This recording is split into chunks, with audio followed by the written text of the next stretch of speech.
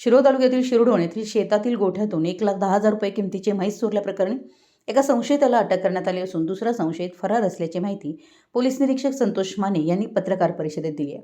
महेश वसंत बेबडे राहणार शिरढोण तालुका शिरोळ यांच्या फिर्यादीवरून 4 तारखेला रात्री त्यांच्या शेतातील गोठ्यातून कर्नाळी मुरा जातीची सुमारे 6 वर्षाची दूध देणारी म्हैस अज्ञात चोरट्यांनी चोरून नेली होती. पोलिसांना मिळालेल्या गोपनीय माहितीनुसार संशयितांचा शोध घेण्यात आला.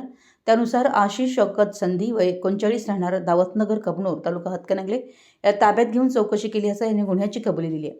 चोरीस गेलेली म्हैसही हस्तगत करण्यात आली. या गुन्ह्यातील दुसरा संशयित मुझफ्फर आदम संधी राहणार दावतनगर कबनूर तालुका हातकणंगले हा फरार असून त्याचा शोध सुरू आहे.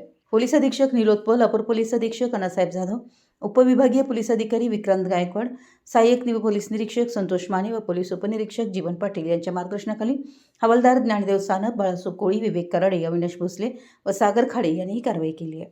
मराठी एस न्यूजसाठी कुरुंदवाडहून संदीप अडसूळ.